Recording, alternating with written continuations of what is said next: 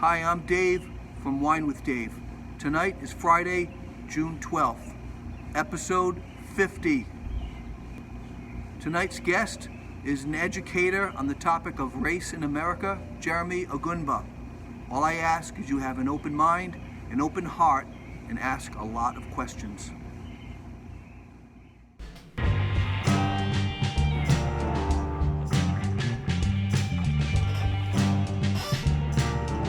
Hello, everybody. Hello. Turn that down. How is everybody on a Friday night? I hope you're doing well. I hope you've enjoyed this week. This is Racism Week on Wine with Dave. And if this is your first time here, that's fine. This is normally not what I do on Wine with Dave. First of all, it's not in black and white. It's in full color. And I'm doing this in black and white because Racism Week needs to be put out there to the world. And it's been crazy popular. It is a subject that is resonating with a lot of people. We've had well over 1,000, 1,200 people watching each episode. It gets sent out to many different Facebook pages, and people all over are watching this. So if you're watching this tonight and you want to leave a comment, it shows up on the screen, just like Andy Fulci says hello. Rick Greenwood, Freaky Friday. Petra Wildenhain, hi, how are you, Petra? Good seeing you. We are good, my brother. Rick Smith, this guy is... You know those people, he's got your back kind of people? That's that guy I just played. Rick Smith is a I got your back kind of guy. You want him in a foxhole. Hey, if this is your first time here, or if you've been here before, just type in the town you're in. Town, city, state, country. What's your mood? Type in your mood. I want to get through the beginning part of this, get this all out of the way, because this is a big night. What do I start with? Well, I start with that. Boom, it is 50, right? I can put on the Elton John glasses. Yes, I am not 50 years old. I'm a little older than that. But this is the 50th episode. I know if you watched the other night, I said it was 50, but I made a mistake. I had a day off, and one of my guests canceled a couple weeks back, and I forgot to change the numbering order. So really, the night I said it was the 50th was really 48. So this is the 50th episode, and I'm ending on a bang. So cool, huh? 50. I wish those things would sparkle. Thank you so much for coming on, everybody, and just all your comments. It's been unbelievable. It's an honor to open this up and have a conversation about racism in America. It's so needed. So I figured I got to do it. I just got to do it. Oakdale, Connecticut. Nice. Hey, and NK. Leave it to Suzanne. Hey, and NK, North Carolina. Apex, Hey, in North Kingston. But Joanna Cabasso Isaac, Apex, North Carolina. Nice seeing you, Joanna. That's great. Any of your comments show up on screen so you can ask my guests. Lori Cola, Cranston, Rhode Island. Hi, Lori. Wow, 50 episodes. Taylor, hey, Dave, you found the show. Cool. It's easy, just Wine with Dave. There's no other Wine with Dave in the world of Facebook. There is no other Dave having wine on Facebook. Is that cool? That's cool. If you're just tuning in, it's our 50th episode. I say our, like I've got a producer over here and an engineer. It's me. It's my 50th episode. I get to celebrate. And I actually wore a nice shirt for tonight. I am excited, as I said. You know, I want to tell you what's going on next week because this is the last day of Wine with Dave. So what do these have in common? These four: alternative hip-hop songwriter, nonprofit home for elderly dogs, Christian grief counselor, ventriloquist dummy repair shop. What do all those have in common? Well, those are my guests next week. So just wanted you to know that on June 16th through the 19th, starting on Tuesday, I'm taking Monday off, so I will not be here Monday. I'm taking a much-needed night off.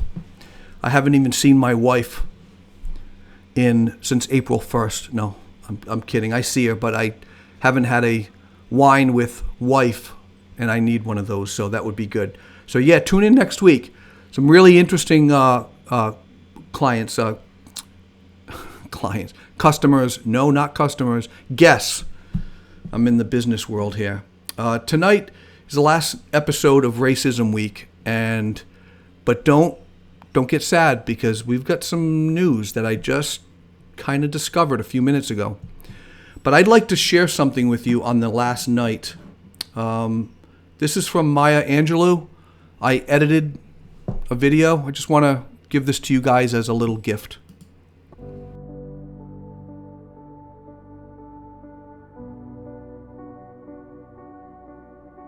You may write me down in history with your bitter, twisted lies.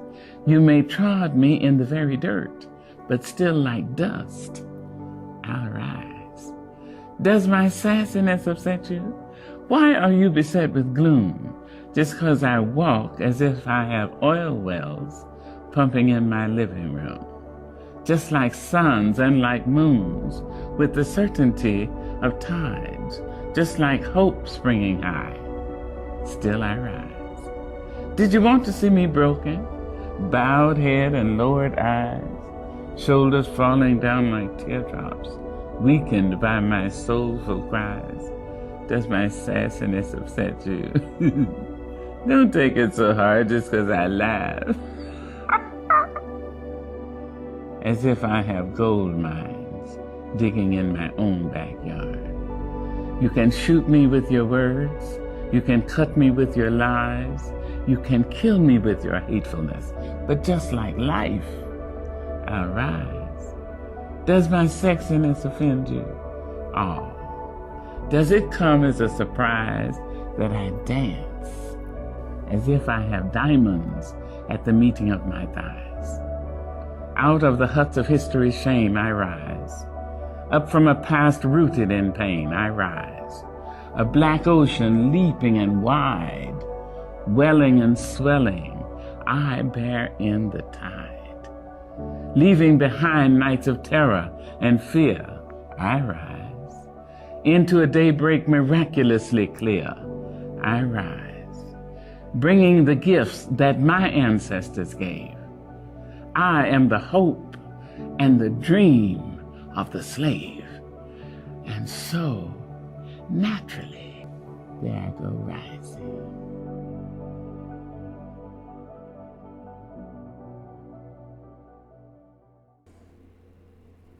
There I go rising. That's what the black people have been doing for many, many years. And I applaud you all for putting up with what you had. It's unfair. So I just applaud you for doing that. What a great poem, huh? Today is a special day. Not only is it episode 50, and I've had someone say, Petra? Wow, 50th episode, yeah. Taylor, Warak. Oh, those guys on Warak are crazy. No, I don't have them. Linda Brito, the Big 5-0. Rick Smith, do tell. You're going to have to wait. We will tell you. Beautiful. Thanks for sharing. There we go. Okay. So today's a really important day. Let me share this with you, okay? Childhood friends. Mildred and Richard met when she was 11 and he was only 17. Over the years, they began courting.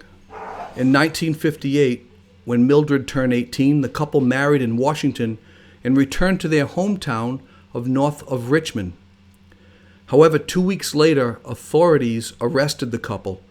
Mildred and Richard Loving, that's their last name, did not realize the state of Virginia viewed interracial marriage as illegal.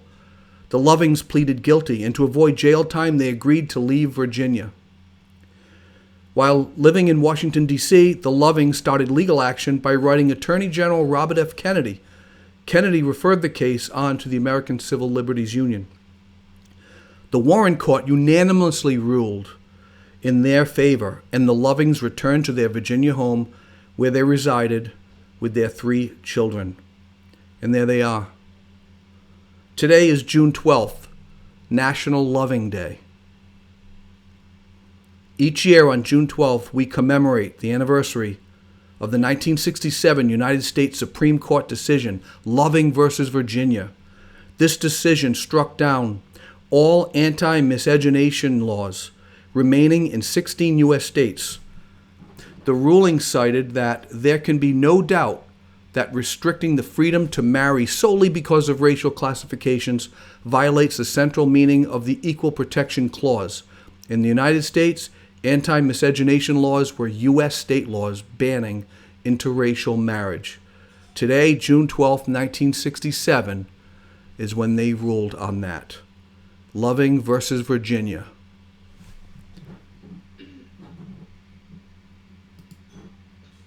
I want to thank the guests that I've had this week. On Monday, I'm probably going to forget their names. I've got so much going on. I'm like clicking buttons. But I had Joe Reddish on Monday, and every one of these episodes gets saved in the video file. I think if you're seeing this on the big screen, you'd have to go to the homepage, go look to the left. You'll see videos. Click on it. You'll see them all there. They're all there. Joe Reddish was Monday, and that was fantastic. That kicked it off. What a great guy. Great guy. Get to know him. Tuesday was the youngest guest, was Justice Smith, and I think he hit that out of the park. What a great kid. I am so hopeful for America. That was the day that I said, wow, this is good. This is going to be a good couple years going forward with people like that. Wednesday was Kristen Wilson, and that was fiery, and that was awesome, and I love her. We go back over 30 years. That was fantastic. Thursday, Sergeant Wesley Pennington, state police officer. That was amazing. That had a couple thousand people viewing that. And tonight is really special. Tonight's guest, Jeremy Ogunba, is a facilitator and educator on the topic of race in America. He's happily married, father of 3. He's a Providence native. Jeremy loves to read. He coaches high school football, and he loves renovating homes. I'd like you to meet my new friend, Jeremy Ogunba. How are you, Jeremy? I'm good. Thanks for having me, Dave. It's a pleasure to be here. No problem. So now this is the time where I go from black and white to color. I bring it up. I'm going to bring it up. Boom, there we are. I love how I can do this. Just bring up the color. There we go. We're back to reality. Well, it's all reality, right? So it's Lovings versus Virginia. You've heard about that. What's the significance of today, you being on the show and that being today? Yeah, actually, my wife reminded me this morning of this particular day. And there's actually a movie that came out about this couple not that long ago. Mm-hmm. And it's important for me, my wife, because I'm in an interracial marriage. My wife is white. Obviously, I'm African American, black man. And so we've gone through our different challenges with that. And just to think that 50-something years ago, we wouldn't be able to be together, have the family that we have. Our very existence, our family would not even be a thing. So that kind of blows my mind. And actually, I found this quote from Abraham Lincoln. And, we talked about him early on the show, or you did with some of your guests. Yeah, yesterday. And on September 18th, 1858, Lincoln made his position really clear. He said, "I will say then that I am not, nor have I ever been in favor of bringing about in any way the social and political equality of the white and black races." He began, going on to say that he opposed blacks having the right to vote, to serve on juries, to hold office, and to intermarry with whites. What he did believe was that, like all men, blacks had the right to improve their condition in society and to enjoy the fruits of their labor. In this way, they were equal to white men, in that way only. And so when we look at history and we look even at some of those that we deem heroes, we see that this history runs deep. It runs deep. And so, yeah, it's a special day for us. Special day, definitely. Yeah, man. Yeah, like I just found that out that you're married and your wife is white. So any tension outside of your relationship as you guys were dating and kind of getting to know each other? It's a great question. There's one incident that comes to mind. We were at Whole Foods on Smith Street, and we were coming out of not Whole Foods, Aldi, sorry, on Smith Street, and we was coming out of Aldi, and there was a woman who was parked next to us, and her car was full of newspapers, and it just looks like she was like a hoarder of some sort. And she saw us coming towards the car, and she looked a little flustered, and I asked her, I said, everything okay? You're all right? And she said, nothing there. To the passenger seat, and then I went to the driver's side, and she looked at me and she said, actually, I wanted to tell you, you are infecting a white woman. And I looked at her like, what do you mean? And she just looked at me, you're infecting a white woman, and she slammed her door and walked away. And I just was stunned and was like, wow, it's like at that time 2014, 2015, and it was like, well, it could have been another type of black person who could have took out some anger. And so you don't know me from a hole in the wall, and you're gonna say that to my face. I was just really baffled. But that was one incident, and we've had other incidents and a lot of different altercations. And honestly, it was 2014 on our honeymoon when Mike Brown was killed and murdered in Ferguson, and we saw that while we was in Nigeria, and we came back to all of the unrest after that, and my wife and I entered into some conversations along the lines of race and all of those kinds of things. And we had just got married a couple of months ago, and we was in some of the most heated conversations that we've ever been in with one another, first year of marriage. And we came a long way from there, but we had some difficult conversations, difficult times as we both grew. And so we face a lot of things. Yeah, so when couples come together, it takes a while. I mean, some wise man says, the only advice I can give you as a guy about to get married, study your wife like you're going to class, like it's a college class. Those were great words. Study your wife, because you don't know her. You think you know her, but and she thinks she knows me. Yeah. But it must be even another level of study if she's white, you're black, or vice versa, because now you might have baggage, she might have baggage. Did that make it hard on you guys that you had all that other history from your race, or do you think that was just kind of blend together in your discovery of each other? Yeah, so part of my story, part of my story is that I came to faith when I was in college, and before then, the first couple of years of my first year in college, I started learning about systemic racism. I started learning about all of the things going on in our world that people are just not waking up to. And I was an angry young man. I felt like I was lied to. I felt like the world kind of dealt me a bad card and I didn't learn proper history. And so I got into a whole lot of education along those lines. And when I became a Christian, nobody was talking about race. Nobody was talking about some of these injustices, and people would just brush it to the side. I ended up actually burning all of the books that I had read before. And then I met my wife, and I still had all these questions, but I didn't want to engage in the race conversation. I thought we was past that. Mm-hmm. My wife, we thought in a different day. And then with Mike Brown murder kind of brought it back up. So you said study your wife. Yes, very true. And also, we're also both growing and changing and developing and learning. And so the person that you met and married 5, 10, 15 years ago is going to grow over time. And are you going to allow them to grow, or are you going to stifle their growth? But yeah, so it was a lot. It was hard, and I think we are better off because of it. But I think you have to face those kind of moments in order to grow. And so I'm glad that we did. That's good. Thank you for sharing that. So Jeremy Ogunba is my guest tonight. It's Friday night, last night of Wine with Dave Racism Week. I jokingly said, I saved the best for last, but like every guest could have been the last. It was just fantastic. So if you have any questions, though, if you type it in And let me just say one thing. If you're on the Facebook page, Wine with Dave, it's real easy. Just type in the comment. It shows up on the screen. We all see it. You're part of the show, and we'll just ask the question. But if you're watching this from another page and you don't care to comment, that's fine. You can still leave comments.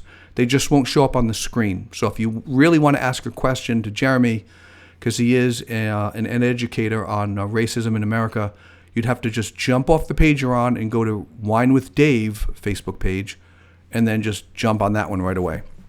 Just wanted to get that out of the way. So what do we have? Kristen Wilson. Thanks for sharing, Maya Angelou. I am looking forward to hearing from Jeremy Ogunba. I encourage my friends and family to listen in. Alana Hewitt, calloutprejudiceRI.org. Yeah, that was actually the website that Joe Reddish shared, and he's part of that. Hi, Jeremy, says Petra. She's in Connecticut. I believe Connecticut. Good point, allowing your spouse to grow. Yeah, and it's like, and it's our job as husbands to help them grow the right way, and really their responsibility to help us grow the right way. So let's get into this, shall we? Tell me about yourself and the work that you've been doing with racism and work around racism. Yeah. Oh, do you need to get that call? A little bit about myself. I grew up in Providence. What was that? Did you need to get that call? No, I'm kidding. No. Not everybody knows I'm live with Dave right now, so they kind of, It's all right. You're only live with a few thousand people. Just hold on a second. But yeah, a little bit about myself. I grew up in Providence. I went to Brushfield Elementary School, Roger Williams Middle School. Had the privilege of going to classical high. I went to Rhode Island College to become an educator. When I was in college, like I said, I came to faith, and from there, I actually never went into education. I didn't go into education. I started being a campus minister with InterVarsity Christian Fellowship, but not into like public education. And so I've been doing campus ministry for the past 8 years, and it was during that time that I jumped into this conversation and started to learn and study, to look at the faith that I believe in the midst of so much tension and hate, and try to see where those two things intersected and where they can be reconciled. Mm-hmm. And I've been spending the last couple of years traveling to different universities, talking to different college students, amongst other things as well. But then also traveling amongst churches and doing series of workshops about race and faith and the gospel and what it says about race in America, and teaching on racial reconciliation and justice and things of that nature. And so I've had a lot of experiences doing that. And now I'm kind of transitioning out of full-time campus ministry, and I'm a real estate agent and real estate investor. And so I've been doing that for the past 2 years, and trying to actually just grow that business and still do some other stuff with some churches on the side as well. And that's kind of what I've been up to. That's great. So I know people can hire you if there's anybody out there that has a nonprofit or a business that, especially if you know a CEO of a company with a lot of employees that might be mixed employees, blacks, whites, minorities, whatnot, and you want to hire him, he will do that. You can call him, and there's his email, jeremyogunba@gmail.com. That's his personal email. Just shoot him an email and just say, I'm going to talk to my boss about you coming in. And I've heard, Jeremy, I haven't told you this, but I've heard 6, 7, 8 people-ish tell me, oh my gosh, you missed it because you did a talk on racism. And I don't know how long it was, how long the actual talk was, but I was taking care of my parents at the time, and they were not doing so well health-wise, but it was a night that I was home, and I was kind of bumming out. I wanted to go to that, and I've had friends say that was like a history lesson in racism in America, and they said, you missed it. So if you want to hire him, email him and get it out there. So how long is your lesson go for, or your speech? I think the one that you're referring to, we did 4 sessions. We did 4 2-hour sessions, and we did those every other week. And the 2 weeks in between, we had different readings that we can do to kind of educate ourselves that way. And then we came in and we talked about the readings, and then we had some history lessons, some interactive stuff. And so, overall, it took 8 weeks, but it was 4 sessions. Man, if anyone is watching right now and was part of that, just leave a comment. Tell me what you think. So someone is saying, how did family respond to you? How did you? Oh, Petra is saying, how did your family respond to your relationship? Going back to the other question, you can answer that one quick. Sure. Actually, really well. My family, I was raised to be very open, and my family loved charity and got along really well. There really was no issues besides the normal in-law issues that everybody goes through after the fact. I think once my mother realized that her baby boy was taken by another woman, I think that kind of stuff happened between women. But it doesn't matter who the woman is. Yeah, exactly. All things. My loves charity. Her family. It wasn't that bad. Yeah, that's good. Wesley Pennington, who was on last night, do you think there is a divide in the Christian church? I do. I very much do, yes. And I know you're going to talk about that in a little bit, so hang on to that one. Olinda, have you had conversations with your children about the biracial identity yet? How old are your kids? Yeah, my oldest one is 21. I'll be 21 next month. We adopted a teenager, and so we've had a lot of conversations. He's a 6'3" black man, and so we've had countless amount of conversations about race. My other daughter, she's 4, and so I try to have a conversation with her on MLK Day about race. It didn't go too well. She really wasn't getting it, and so I figured it wasn't the time yet. And so then it's a 4-year-old and then a 2-year-old. So I haven't had those conversations quite yet, but I'm sure. Is it called I'm Okay Day? MLK Day, Martin Luther King Day.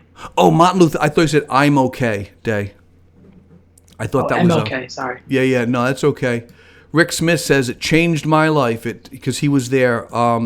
Kristen Wilson, I learned so much from Jeremy. I have the CDs if you want to hear them, and I think I missed one copy. Yet would love to. Absolutely. This is my cousin, Taylor Dorsey. I should tell my new job about you. I haven't started working yet, but I'll be working at a hospital for children with disabilities and behavioral trauma. We bring that up again. Would be a great place to teach about race, especially since we work with children and families. Yeah. So absolutely, Taylor. Let your boss know or whoever is in charge. And Jeremy would love to do that. I mean, he wants to take this on the road, go on tour, race with America. That'd be pretty awesome. How do you define racism, and what has that looked like historically? Yeah, that's a big question. But there's 2 parts to that. So the first one, how do I define racism? I believe racism is a spirit. And I believe that spirit manifests itself in multiple ways. And so I like to use the 4 eyes of oppression when defining racism. And so the first eye is interpersonal. And so racism could be interpersonal between people. I think we've talked about that, and people calling you a certain name or even killing you because of your race. So that's interpersonal. We talk about that a lot of times. The other 3, maybe not so much so. But the second one is institutional. I think racism could be manifested in policies that discriminate. And so we see that throughout different spheres in our society, whether it's healthcare, whether it's within the housing market, whether it's in education systems. We see disparities amongst race. So we see these systems, institutions, and policies that are racist. And so I think that's important to name. I think the other I is ideological. There are ideas that are inherently racist. And these ideas help undergird some of these policies and things of that nature, some of these institutional forms of racism. And so ideas itself could be racist. And then a big one, which is really important, especially for folks of color, is internalized racism. And that's when you believe the lie of racism so much that it subconsciously begins to form you and your identity.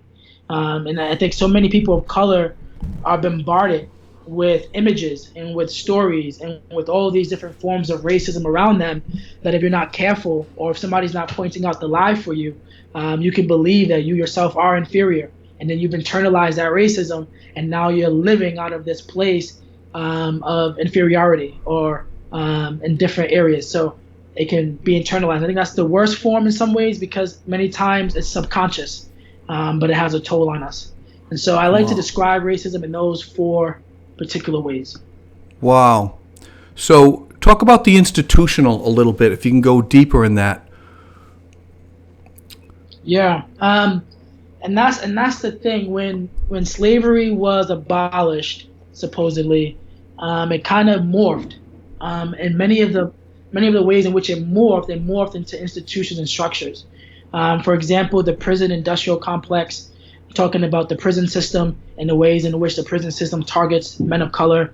That's an institution, and that within that institution there are biases there. For example, also, like I told you, I work for InterVarsity Christian Fellowship, and it's a community that I love dearly, that I'm a part of. A lot of my coworkers actually feel like family. But the funding model within campus ministry is not equitable for people of color. We have to fundraise for our salary, for our health care, for ministry expenses, and people give monthly to the ministry. But if you come from a particular background, you might have more wealthy networks than somebody who maybe grew up in a different economic status. And so in so many ways, there are people of color who can't get funded, and then somehow that tells them that maybe you wasn't necessarily called to this job, or maybe this isn't the job for you.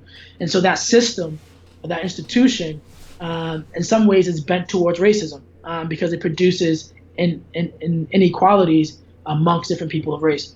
I'll give you another example. So I just got hired as the head football coach at Hope High School, and recognizing that there's a lot of disparities there as well. And so the black coaches got together, and we had a conversation. Wes Pennington was part of that call as well. We're both one of or two of the 6 or 7 black coaches in Rhode Island. And we recognized that we all have stories of ways in which we were treated unfairly by referees, or our kids were treated unfairly by referees. And we have a process where you can put in a complaint, and pretty much 100% of the time, it doesn't even get seen. There was one situation where a referee, actually, to one of the coaches at Mount Pleasant, a referee said that a kid punched him and ran, and the kid got suspended for a game. And then there was film about what happened, and the film shows a kid completely about to run into him on accident, sidestep him, get away from him, and keep running. They didn't even touch him whatsoever. And if that film didn't come out, then that kid would have missed his entire senior season. Whoa. And so we see within institutions and places of employment, we see different ways that racism manifests itself. And unless we actually get into these systems, well, those who are in those systems are beginning to fight for the equality in those systems. Much isn't going to change. Before you jump in real quick, even defund the police. That was a big conversation with Wes yesterday. And Wes is a great friend of mine. I have family members and friends who are officers, and I respect officers to the nth degree. But I think when they say defund the police, that's a way to come against the institutional racism that's there. Because in the 60s and 70s, we pumped millions of dollars into the police system for the sole purpose of rounding up brown and black men to put them into the prison system. And so in so many ways, if we defund the prison system and we cut their resources, we limit the ways in which they can continue to target people of color. So, of course, give them what they need to do their job and to protect and to serve, but don't give them enough to continue to do what they've been doing. And so there's a tension there. All right, so let me ask. I am completely stupid to that. How would that be profitable for police officers to incarcerate more black people? Oh, okay. Okay, so historically, when slavery ended, there was a bunch of laws that were put into place immediately after slavery ended in 1865. And one of them was a vagrancy charge. And so, for example, if you was an African-American male and you didn't have a card that said that you was an employer of another white person or a sharecropper of some sort, you would be arrested. So if you wasn't employed, you would be arrested. Or if you didn't have your card on you, you would be arrested. And the 13th Amendment, there's a Netflix video that's really good to watch called 13th, kind of documents some of this. But the 13th Amendment says slavery is over, except as if you're convicted of a crime. If you're convicted of a crime, you become a slave to the state. And so the prison system would incarcerate these men and then contract them out to other people to continue to do some of the labor that they were doing back when they were on the plantation. Oh, so it was so slavery was still going on under that guise. Right. So it never changed. It just morphed into something different. And so now we have more prisoners in America. America makes up 5% of the world's population, but we make up 25% of the world's prisoners. Starbucks, McDonald's, all of these corporations have prisoners that make their aprons, that make their gowns, that cut the cost for them. All of our public institutions and colleges get their furniture made by prison labor. It's ways in which a lot of big businesses cut costs and getting their production out. Whoa. And so it continues the system of producing money and producing income for well, but again, it just morphed and changed. And so in the 70s, we had Nixon, we had Reagan in the 80s as well, and they increased the funding to police officers to give them SWAT gear, to give them trucks, to give them guns, to go into the inner city, to knock down doors, to do raids, to round up black men, to put them in the prison system, to keep the cycle going. Now, here's the thing. I'm not for drugs. I don't think many people on your show is for drugs. But the reality is that drugs were being peddled in some suburban areas at the same rate as they are in urban areas. But you don't have cops patrolling some of the suburban areas. Instead, they're patrolling a lot of the urban areas. And so we see these disparities and we see these systems that perpetuate racism and slavery. And so we have to call it what it is and get away from just, oh, the person called me the N-word. That's horrible. Shouldn't happen. But on a deeper level, I don't want these systems and structures that guide and push people along society's paths to control how people live and what they do and their limits. And so those are the things that I think is really important to talk about. I did not know that. Wow. I had no idea. And that's continuing to this day. I mean, that's where the defunding is. That's continuing to this day, yeah. So I saw something on Facebook the other day. The NYPD literally gets 10 times, maybe even more, funds than the whole healthcare system for the state of New York. More than the education system in the state of New York. Seriously. Like, why are our education systems, our healthcare systems, that's supposed to be serving people to kind of limit these disparities, why are more dollars going to the NYPD to keep choking people to death? to keep, obviously every cop's not doing that. But there's definitely ways in which our police systems are targeting black and brown folks. And so I would say, yeah, maybe they don't need as many resources as they do to keep doing what they're doing, but maybe just enough. You look at other developed countries, they spend like 1/10 of the amount of money that we spend on law enforcement, and they have way less murders of cops to people and way less crime. Why is that? I wonder. Even in Europe, in some places, they don't even carry guns, and they have way less crime than we do in America. You have to ask some questions there. So you have a chart that kind of explains, going back to the interpersonal, ideological, internalized. Do you want me to show that now? Yeah. Yeah, sure. Sorry, I was. That's fascinating. So I'm going to disappear a little bit while Jeremy talks about this, but I'm still going to be behind the wall here. Okay. So I read this book. I think it's called Strong and Weak, and it talks about the relationship between authority and vulnerability. And I kind of modified it with some of my coworkers, and we created this 4-quadrant graph. And so the reality is, authority is on the y-axis and vulnerability is on the x-axis. And so there are folks who have low authority. Let's look at number one. We have folks with high authority and high vulnerability. And we say that that's flourishing. When somebody has high authority, but they're also able to be vulnerable, you can begin to see that group or that community begin to flourish. And so, for example, if you're a pastor of a church, you have a lot of authority there, But what's the vulnerability? Do you listen to the people of color in your church? Do you, when they say the worship style can be this way or whatever, are you open to allowing more people to speak into your leadership? I think that's where we want to be. But now if you have high authority and low vulnerability, which is quadrant 4, you actually become somebody who exploits, and you're exploiting people. Low vulnerability, you got high authority, you're making decisions without other people, and you abuse power many of the times. And so you can use this to look at any institution, any community of people, to ask these kind of questions. And so in quadrant 2, exploit it. People of color are very vulnerable to a lot of the racism going on and don't have much authority. And so they're in that lower quadrant, and many times where they become the ones who are being exploited by those who are doing the exploiting. And then you have people with low authority and low vulnerability, and they pretty much many times just disengaged. I don't have enough power. I can't change anything. It's not really affecting me, so I'm not really going to engage too much. I have other things to worry about. And so those arrows show the area in which people need to move in order to go towards the center. And the center, that's the community. That's a healing community. It's a safe place for people to share, and it's a place of humility and shared power. And so if you have high authority and low vulnerability, you need to go down in authority, but increase in vulnerability and go closer towards the center. If you're not engaging, you need to recognize that you do have authority, and you should gain vulnerability as well, and kind of go towards the center.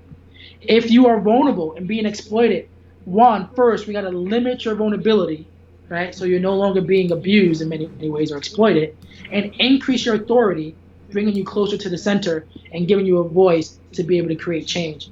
And once that community meets at the center, which, for the faith that I'm from, Christianity, it makes a cross in the middle, which is kind of ironic. But you meet there in the middle, and then together as a community, as there's shared power and there's vulnerability by the leaders, the whole community can begin to move towards flourishing, where there's high authority, high vulnerability. So, Jeremy, this could be the same with this could be the same with a business as well. Right, exactly. A business, a church, a government, anywhere where you find a community of people where there are some who are in power and there are some who are not. How many voices of those who are vulnerable, who are being exploited, are you actually taking into consideration as you make policy, as you make different structures within your organization? Man, this is fascinating. I don't know what you guys think. This is really, really good stuff. I could keep you on for hours. Deb Burton is saying, please discuss the school to prison pipeline. Do you know about the school to prison pipeline? Yeah, there's ways in which we build private prisons. Every day, private prisons are going up. It's one of the most increasing stocks, really. And people within that system, they predict how many beds they're going to need based on the number of kids that are being suspended or in special ed in the 3rd grade. And so they literally look at students in special ed, students of color many times, students who are being suspended, and they populate and say, well, if this is what's happening on the 3rd grade level, 5, 10, 15 years from now, we're going to need X amount of beds to house all of these people as they move from school into prison. And so there's all these systems and formulas that are used as people kind of literally move folks from the school pipeline right into the prison pipeline. Wow. Oh my gosh. Alan Langer says, this is all amazingly eye-opening. Rick Smith, can I get a witness? Mind is blown. West Pennington, diversity is no good without inclusion. So you said you like to help people on their racial and ethnic journey. Do you see patterns that most people end up passing through as they embark on their journey? Yeah. I think a theologian gave me this framework that I thought was really helpful. And he put it into 3 stages. He said that everybody passes through these 3 stages in life. The first stage is order, the second stage is disorder, and the third stage is reorder. And it's the idea that we all grow up with our own idea of what's right, what's wrong, how things work, our own realities in the world. We have our own way of thinking about things and our own order.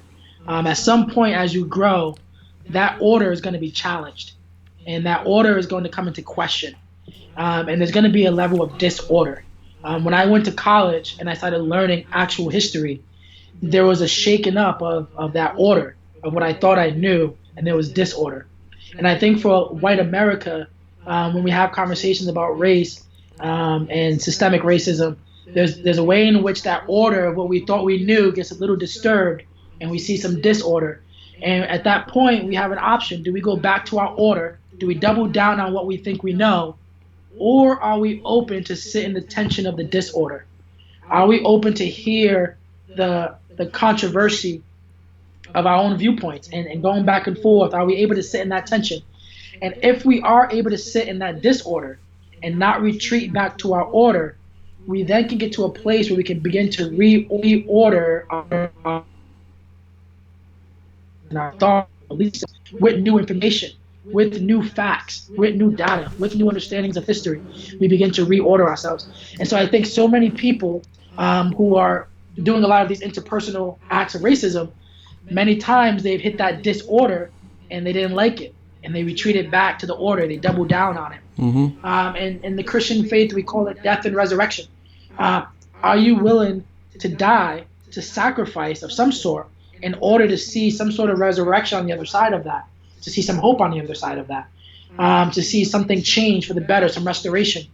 But many times we want the resurrection, we want the restoration, but we don't want the death that comes before it. But you can't die until you can't resurrect until you die. And so you have to pass through those stages.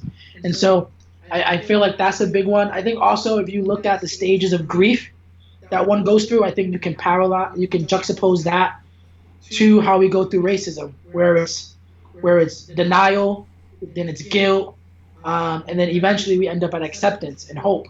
But we go through these stages of grief, and I think it's the same stages that white America goes through. Also, I think all of America, but I think white America is a little more hesitant to go through these stages, and so they keep retreating back to the order. They keep retreating back to just denial of what's really happening until they step into the disorder and they go through that process of grief, and then they begin to accept reality for what it really is. Oh my gosh, I've never heard that.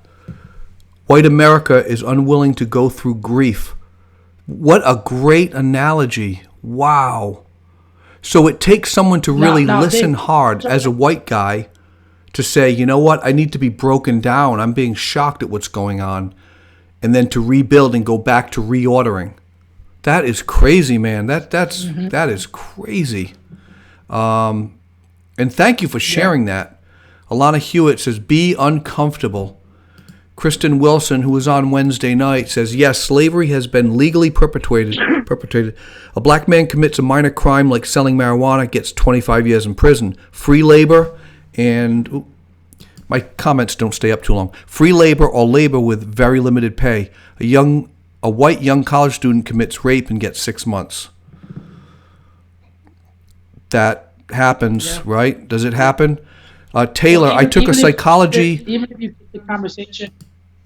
Yeah, what? Even if you keep the conversation within the drug system, crack cocaine is a less potent form of cocaine. And you would get 10 years minimum for possession. Now, in the suburbs, instead of the crack cocaine, a more potent actual cocaine is being used, and people get slapped on the wrist, community service. It's a completely different drug compared to the judicial system, even though it's a more potent drug. But crack cocaine is more prevalent in suburban areas. And so a young man who's economically challenged, trying to make a living, and not justifying drug dealing whatsoever, but makes a dumb decision, gets caught up with a small bag of crack cocaine, that's his life right there. That's 10 years minimum. At least it was. But I think President Obama tried to change that. But it was 10 years minimum. And then he gets out. He can't vote. he can't get a job, he can't do any of these things. His life is practically gone. While the same person with a more potent substance gets community service, gets let go, gets it expunged off their record, never has a problem, nobody ever knows again. It's ridiculous. Wow. Wow.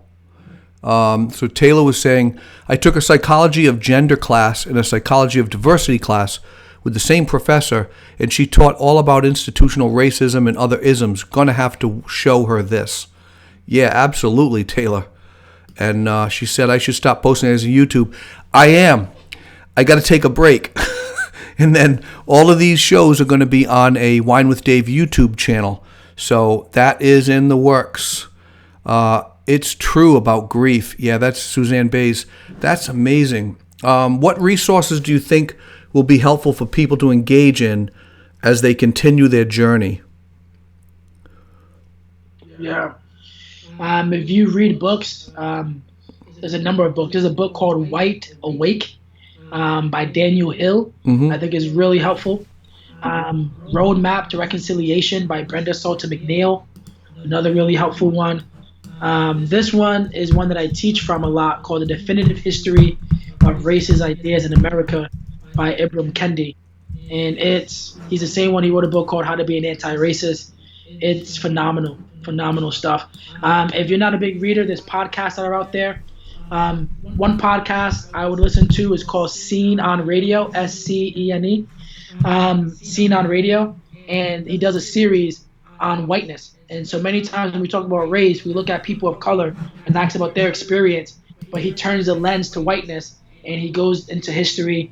It's wonderful. I think that would be helpful. Another podcast called Truth Table. What is it again? 3 Christian Black women. Truth Table? Truth Table. Yep. 3 Christian Black women from different areas in society talk about race. And it's really it's really out there. They haven't done a show maybe about a year or so, but they went on for a couple of years, and all of it's archived. It's great stuff. So those are some things, some books, some podcasts. 13th documentary on Netflix that talk about the prison industrial complex and the 13th Amendment. That would be something that would be good to watch. Or you can email me if you have any specific questions and potential resources that you need. Yeah. Well, let's open this up for questions. I'm sure there's a lot out there. And meanwhile, to understand racism, what role does power play in that? The idea of power. Yeah. So there's some who are under the belief that racism is all about power, right? And I believe that in many ways as well. And so some would say that black folks can't be racist because black folks are not in power. That works on an institutional level, systemic level, absolutely. I think black people can be racist as far as prejudice, as far as interpersonal level, like we talked about. But as far as institutionally, it's hard because, let me give you an example. So women, let's use women as an example. They got the right to vote in 1920, I believe. Mm-hmm. But if you ask yourself, how did they get the right to vote? Were they able to pull themselves up by their bootstraps and just get it and demand it and go for it? They weren't able to do that.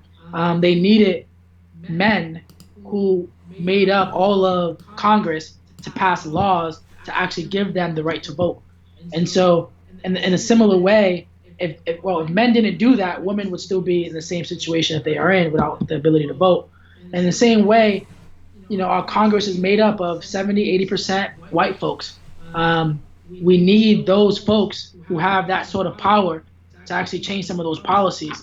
And until black people make up the majority who have power to actually create laws, then black folks, people of color, can't be racist, at least structurally, institutionally.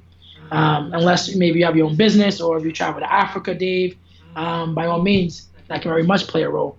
And so power and who's in power and who's in authority, hence the chart that we saw, is so important because many times we put the onus on those who are not in power to pull themselves up by their bootstraps, to work harder, to do X, Y, and Z, when the reality is those with power have to divest of that power and those in power have to actually share that power and give additional rights to those who are currently marginalized in order for racism to actually um, be answered or deceased in some way. So it's power plays a role, and so I don't want to say that you can't be a racist if you're black, because obviously interpersonally you can, and you can still peddle ideological forms of racism. Look at Candace Owens. I'm not sure if you know who she is, but she's a black woman who I believe is suffering from internalized racism, and who peddles a lot of the ideological undergirdings of racism, not even knowing it. And so power plays a huge role in there, and we have to take that into consideration when we think about race. Wow, it's an energy, it's a force, and that's what you said at the beginning of the interview. You said it's like a spirit. Racism is like the spirit. That yeah. So Yeah. Andy is asking a question. Do you think white denial is not feeling the need? And he's saying this is super. I'm listening. Yeah. Oh, I'm sorry. Yeah. Let me put that in context. He said a great analogy. We order, reorder, then we feel the need. Compassion is feeling the need for another. Do you think white denial is not feeling the need? Sorry about that. Yeah, I think it's a big part of it. I think some people see some success by African Americans in areas of entertainment and areas of sports, and they say, "Oh, black people don't have it bad. Look at them; they're making it. There's not really a problem." What do you mean? There was a black president. We're past this thing. Yeah. What do you mean? Affirmative action. I'm the one. I'm the one that's really going to be abused here. And so people just dismiss it and they deny it that it's an issue. And then eventually, after you get over the shock and denial, you move into pain and guilt.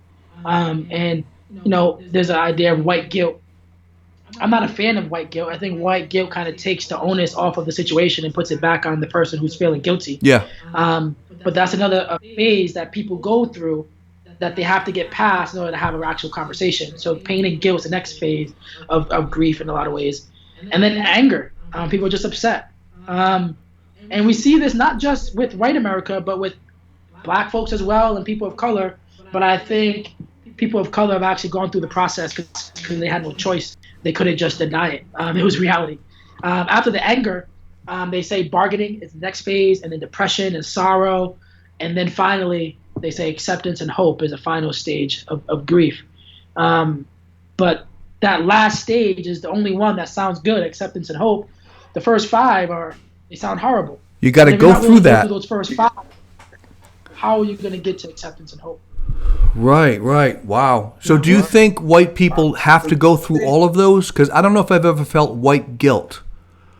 I think I felt bad that we have it good. I guess that's a level of guilt, right? It may be a level of it, and a lot of these are not necessarily sequential, and so you may go through them in different ways at different times, depending on the context. Yeah. And so not everybody's journey is exactly the same, but you may hop from denial to anger to feeling guilty, depending on the day and the information you're consuming. Right. Julie Ann says, I really like your grief analogy. I've been frenetically running around trying to see what I could do to fix things and face the prejudices and judgments that live within me. I think this week I've realized that it's such a process and it will take time, much like you were saying, grief is a process. That is great, Julie. Thank you for sharing that, Julie. So how long do you think that would take? Someone like Julie or someone who's white who's like, you know what, I see there's a problem. From that moment, how long will it take for them to get through that process to be like, I am with you, this is wrong? I think everybody's going to be different, depending on your experiences, depending on how you grew up, depending on your relationships, depending on where you are. It's going to be different for everybody. But I think it's going to take time. It's a lifelong journey. And so just commit to being on the journey and commit to growing. And I think you're doing the right thing. Cool. Man, I thank you for coming on the show. This is amazing. Do you want to share what we talked about earlier? Sure. I was telling Dave, because a lot of times we have these conversations when there are certain things going on in our society that kind of cause for it to happen. But I'm under the impression that we have to have these conversations all the time. And it has to be a continual conversation because it's a continual journey. And so Dave and I was batting around some ideas of continuing this type of podcast, video cast, whatever you call it, to some degree after this to keep the conversation going. Maybe him and I doing something together where we could have extended conversations on race. Well, Yeah. all of a sudden they're coming in. Amen. Yes. Great job, Jeremy Ogunba. Yeah, so we got to talk about it, but throughout the summer, maybe early summer, we'll discuss it, having an iTunes podcast show. Or maybe it's just live on Facebook, and then it goes up to YouTube. Maybe we go live to YouTube. We'll talk about it. I feel like after next week, I'm going to be going down to 1 episode a week. I guess I'll tell you that too. So next week is back to the old schedule, and then after that, it's going to be 1 a week, Wine with Dave, probably Wednesday or Thursday night. Not sure yet, but I'll let you know. I should know next week easily. So what do you guys think? Because I think it's a popular topic. It's so fitting right now. We really shouldn't be having a podcast or a live discussion on this, but unfortunately we do. So Kristen says, great. Oh, let me go back. Everyone's saying, yeah. Amen. Yes. Do it. Keep it going. Rick Smith, I'm in. Rick, who invited you in? Rick's already in. It'd be 3 of us. Andy Fulci, yes. Thanks, Jeremy. Keep on keeping on. Roberta Outlet. Roberta, that would be awesome. Thank you for watching, Roberta. Yeah, I'm open to it. We got to talk, but Jeremy jokingly said, he said in his own words, and I'm gonna make you laugh here, Jeremy, just for a second. He said, I think it'd be perfect, Dave, because I'm a young black guy and you're an older white guy. And that was really mean. That was just really mean. Calling me an old white guy. But that's fine. I am. Absolutely not let this up. Let's keep this going. Suzanne Bays, I feel like it's so hard to communicate to other white people about the changes we need to make. It's like people shut down completely. How do we overcome the denial? This is so helpful. Oh my God, hold on, time out. Can I say something, Dave? Yeah, go for it. You speak to something, a book, White Fragility. I think it's sold out right now. But it's the idea that historically white people have been fragile when it comes to having this conversation. The mere topic of race and racism just makes people weak at the knees and they fall over. And fragility is the first step that one has to get over. This woman makes the argument. And she kind of tracks that history of how white folks have responded to race throughout the years, and kind of coined this term, white fragility. And I think she's speaking to that reality. Nice. Get that book. I'm gonna start reading up on this stuff. Wesley Pennington, I'll bring the ribs. Yeah, I'll do a podcast if I get Wes to bring ribs. What do we call the podcast? Black and White? Black Meets White? I don't know. Please, no one say Ebony and Ivory. Please, that would be the worst podcast title. Olinda Brito, although you might like it. If it's mentionable, it's manageable. Keep the conversation going. Nice. Julie Ann, sounds awesome. I only caught the tail end, so we'll have to catch the rest at some point soon. Yeah, absolutely. Binge watch Wine with Dave. Watch this whole week. Got a couple more things here. Alana, thank you, Jeremy. Attending your forum 2 years ago started a lot of conversations with my coworkers and close friends. And Alana's white and has helped me. I just lost that again. And has helped me realize how little I really know about what other people experience. Heartbreaking, but so incredibly helpful. You change lives by teaching. You do, my friend. The world needs you. Thank you. Wes is bringing ribs. Oh, yes. Taylor Dorsey, you guys could have other guests, too. That'd be awesome. Oh, yeah. Well, that'd be great. We'll have like 4 blocks. We'd have 6 blocks or 9 blocks. That would be great. Like the Brady Bunch. I want to be Ann B. Davis, though. I want to be in the middle. Power struggle there. Andy Fulci, hey, with only 1 episode, maybe time for barbecue. You mentioned last night. Suzanne Bays. I jave it. I think she meant I love it. She says I jave it. I'm willing to talk about this. Deb Burton. Oh, they're all coming in. Sometimes people don't avail themselves of the opportunities to interact with people who are different from themselves in any way. This has been a great opportunity. Yeah, Jeremy, you're the man. You're the man for Friday night. Dave, could you possibly cite all the amazing sources mentioned in one spot? I can't. I have to type them. He would have to. Well, I could do that. I guess I could. So, all right. White Fragility. What's the next book? Jeremy? We have White Fragility. This is a good one. It's called The History of White People by Neil Irvin Painter. White Awake by Daniel Hill is another good book. Actually, here's a book called Race and Place. It talks about race as it relates to your geographical area. This is called Roadmap to Reconciliation by Brenda Salter McNeil. This is another good one called White Rage. It talks about the rage that was exhibited by white folks after black folks try to make some sort of progress in America. And so kind of is the history of white rage. It's another good book. And then I mentioned some. Yeah, White Fragility, History of White People, White Awake, Race and Place, Roadmap to Reconciliation, White Rage. I'm going to leave that there just for a few seconds. Man, this is great having you on. Let's talk about this moving forward, definitely. Hey, the timing's got to be right, but, Yeah, go ahead. Hey, Dave, can I take a couple of minutes and talk about a history nugget that I think is really helpful? Absolutely.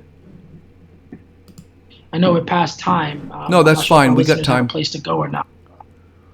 I wanted to mention historically a huge turning point in our nation was the election of 1877 by Rutherford B. Hayes and Samuel Tilden. The election, it went to Congress, and Hayes, because it was pretty much a tie, they said, and Hayes made a compromise with the southern states. And Hayes said, if you vote for me, I'll remove the troops from the South. At that time, we was in the period called Reconstruction. And at that time, we had black folks who were being voted to Congress. We had governors in Louisiana. We had people in the Senate in Florida and South Carolina. This is back in the 1870s. And they were saying, oh, it's, the Negro was just freed 12 years ago. Why are they moving so fast? And so he said, if you vote for me, I'll take the troops out of the South. And the troops were there keeping order in the South, making sure that black folks could vote, making sure black folks could do what their legal right was to do at that point. And so when they removed the troops from the South at that point, they said you can deal with black folks any way that you want to deal with them. And so at that point, we have Jim Crow laws that then took over, that we know of water fountains where you could drink, where you could eat, all of those kinds of things.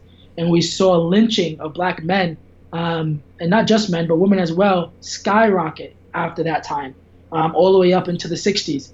And so we see that history turn at that point when we was on the path of Reconstruction, where we could have actually made a change, and that one election kind of tilted things, and things changed for the worse after that point. What election was that? Rutherford B. Hayes? And Samuel Tilden. Okay. Election of 1877. And then another quick point I want to make is just talking about home ownership. Home ownership is one of the ways in which wealth is passed down in our country.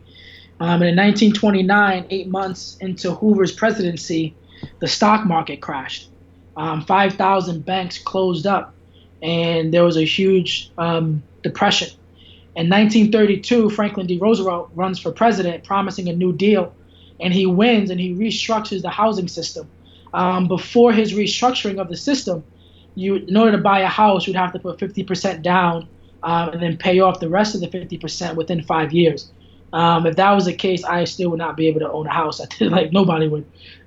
So he restructured it to make it more affordable, to develop the middle class. And he did that by creating our 30-year mortgage that we now have. And so in 1934, the Federal Housing Association was created for that reason.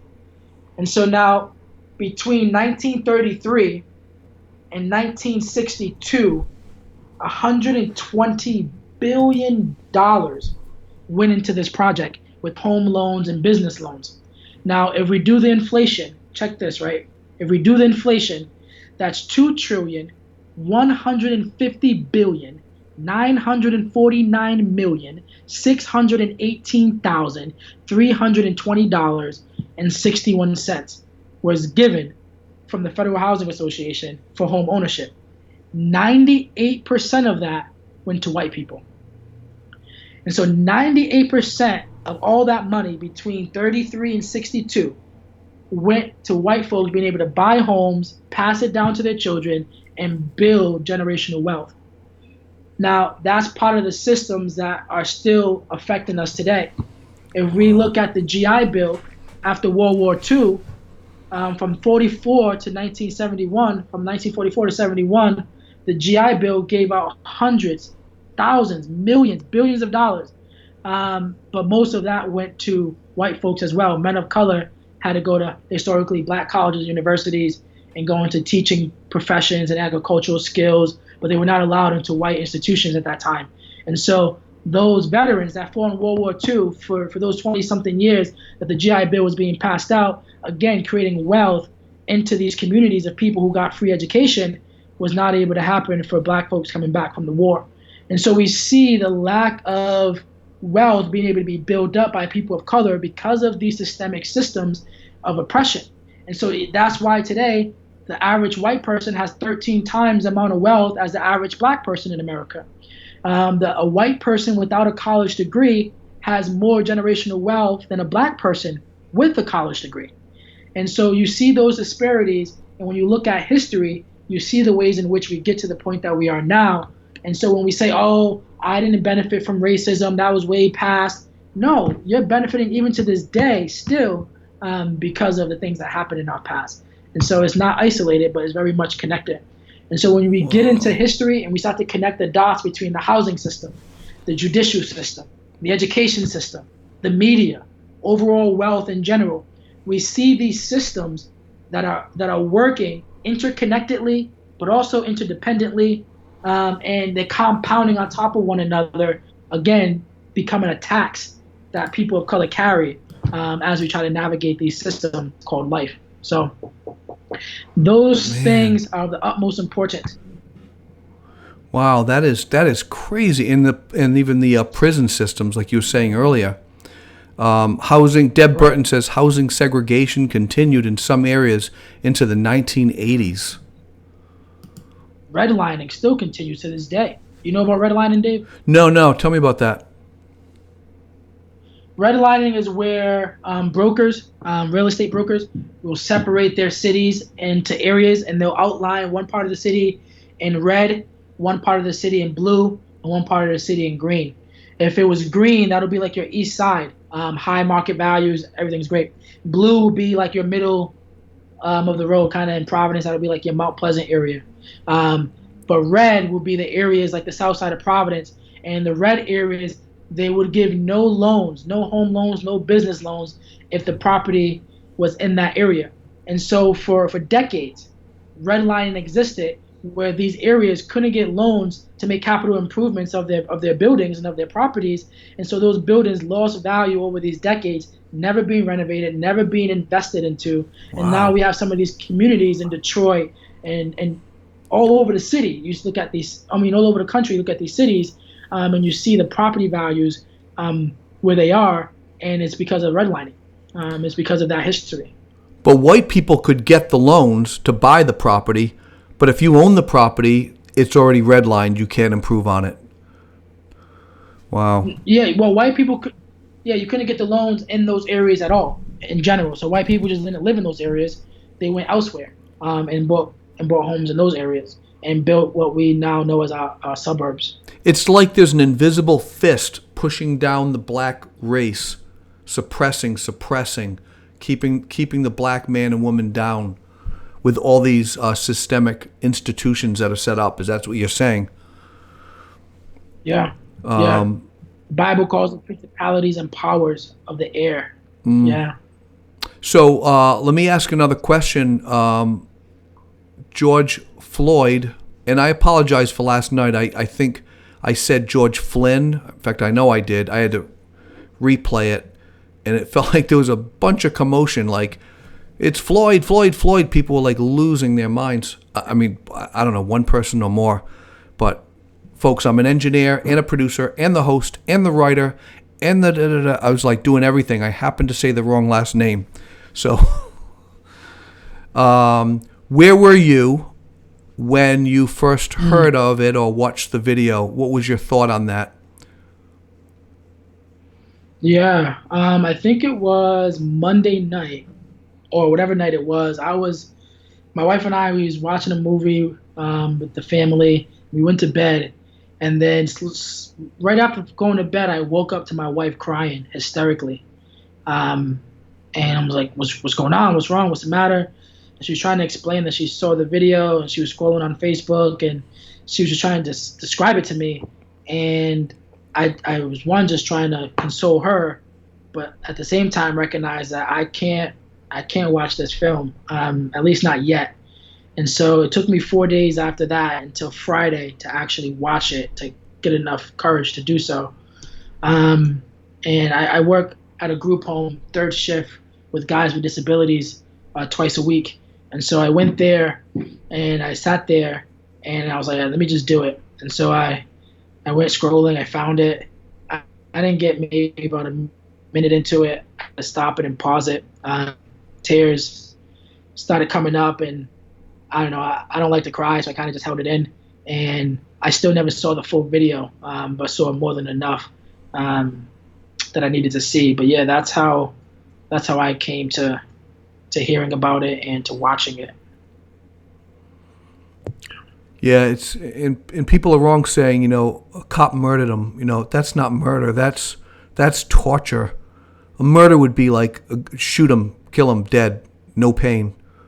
That was 8 minutes. That's even worse. I can't even imagine. Now, what was hopeful about it was that those cops were fired the very next day, right?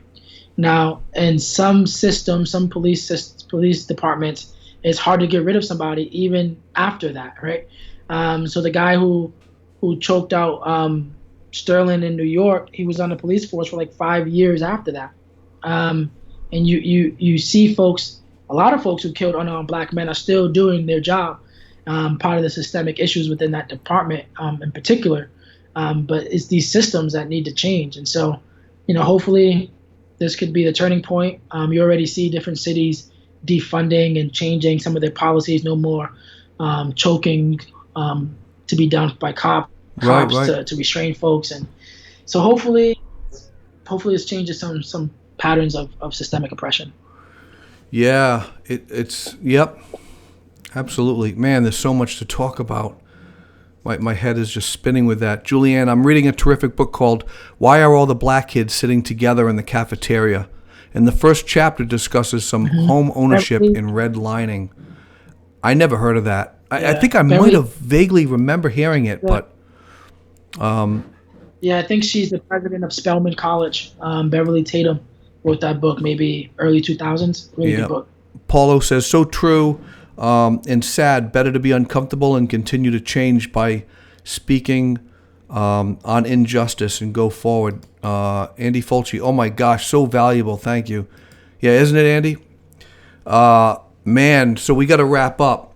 I appreciate you immensely, my friend, for being on the show. I got a new friend, and we're going to talk. We're going to try to continue this conversation in some way. We will see. Let me just have a weekend and a day. I need a break. It's a lot of planning to do this, but man, the passion is energy, right? And it makes you do a lot of things. And I'm an idea guy from way back. And when I had the idea for the show, I didn't know it would turn into that. And then all of a sudden I watched the video. I'm like, I got to do Racism Week. So I'm just grateful. Really, I'm not trying to toot my horn. I'm just grateful that there's a show here, that I could do something and shine a light. But yeah, we got a lot of more work to do. A lot of work to do. Rick Smith, we'll close with this. What about the governor and their plantation? Hate that word. So Rhode Island and Providence plantations, it came up again. It came up 2 other times, I believe, over the last 20, 30 years.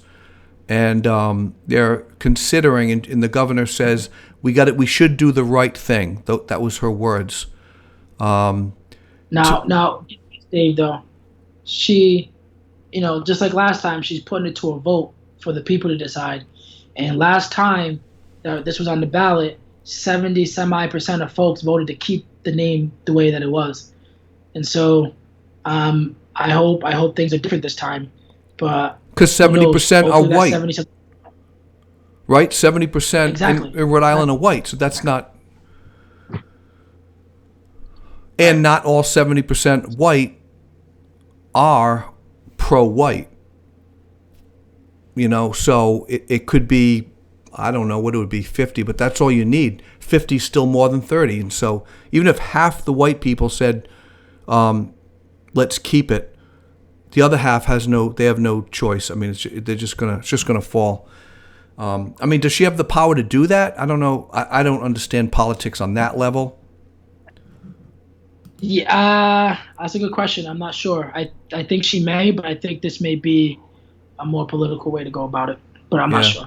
Rick said, why vote on this evil? What's wrong with you? Just remove it. I mean, just get rid of it. It never bothered me growing up. In fact, I didn't even know that was the actual name because I never tell people, where are you from? Oh, I'm from California. Where are you from? Oh, I'm from Rhode Island and Providence Plantation. No one says that. It's more of a historical thing. Yeah, that is our official name. But if we're going to do the right thing, just do the right thing, right? Do the right thing. Spike Lee, Do the Right Thing. Great movie, by the way. Oof. Spike Lee's working on a film. Someone said it the other day, and I'm like, really? And they were saying, and I can't remember what it is now, but love that guy. All right, I got to let you go. But let's stay in touch. Thank you, everybody, for coming. This is the 50th episode. Wow, we end it with a bang. I had such a great week.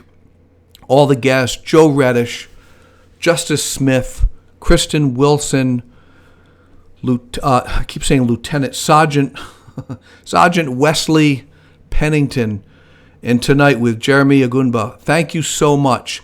That's only 5 voices. That is nearly not enough. But we'll hang in there. We might have a podcast. We're going to be putting this up on YouTube. We'll see. We'll see what we can do. What do we got? Thank you, Jeremy and Dave. I already said that. The Five Bloods released today on Netflix. Oh, is that the Spike Lee? I don't know. True, Rick. Thank you, Jeremy. Thank you a ton, Jeremy. Thank you, Dave. You're getting more votes. You're getting more votes than me, which it needs to be. Not that I count 3 people love you, Jeremy, but I only got 2 likes for me. But listen, we're going to be connected, and we're gonna do something, okay? You can have my word. Sounds good. As long as we get some ribs from Wes, you gotta tell him. Andy Fulci, thank you both tonight. Roberta, thanks, Jeremy and Dave. Have a good night, everyone. Yes, take care, and remember. I'm gonna do this live for 5 thing. All right, so let me go to the next scene. Take care. We'll stay in touch, okay? Okay. Awesome. So I don't know if we have time, but I guess we could have time. If anyone wants to come on for live for 5 minutes, all you have to do right there, boom, call me, and we'll do split screen, and we can talk. We can chat. Tell me what you think about the guest. I got to plug the phone in first. See that? I got to plug it in. I see. Wow, a lot of people. Oh, my gosh. Lots of people. Cancel that. Okay. So, so here's my phone, as we know, right? Live for 5 is 5 minutes. You can even come on for 1 minute. Boom, right there. There's the number. You have to have an iPhone. Okay, you have to have an iPhone. Someone call me? No. If you have an iPhone, I will FaceTime you, and your image shows up right there, right next to me. And we can talk. So it's 10:24. Maybe we'll go to 10:30. We got like 6 minutes. Anybody want to talk and just congratulate Jeremy? What an eye-opening interview. Holy Toledo, that was amazing. And those books you got to really read them. Bob Goldberg, very good show, Dave. Thank you, Bob. I appreciate it. Appreciate it, my friend. Who else? Steve England, my brother. Thank you, Jeremy. All the way from Key West, Florida. We got Key West, we got Georgia, North Carolina, California, and Rhode Island, and Maine. I think someone was from Maine, too. I think I saw in a comment. So all over the U.S. So if you want to call me, I'm just waiting. I'm not lonely. Don't be bashful. Just come on, even if it's for 30 seconds. Just call that number right there, 345-9036. You have to have an iPhone, unfortunately, and I'll keep this on for another minute. But I just want to thank everybody for all the tons of advice and thank yous and everything. I'm really, really humbled. Really, I just did not expect this. We've had over 5,000 people watch these Racism Week talks just all week. And that's not even including tonight. Tonight could be another 1,500. We could be at 6,000 or 7,000. That's just blow away. And that's not putting money in and boosting it. If you know anything about Facebook, you can put money in and it'll just go out to more people. That's zero budget. That's just spreading the word, telling people. So you guys are the heroes making that happen, because these are really good talks. Go back and watch them all. Just sit back and just binge watch them. It'll be 5, probably 6, maybe 7 hours total. 8 hours probably. I went late on some. But yeah, so if no one wants to call me, that's fine. I'll just go back to this scene, and I will just go back to, what do I do? We're just going to go bring it back one more time to black and white, and I'll just close with the Maya Angelou. I think it'd be really good for us to just watch this again one more time before we go. And then I will see you next week on Tuesday. I'm taking Monday off. But thank you with all my heart. I'm so grateful that we were able to do this. Take care, everybody.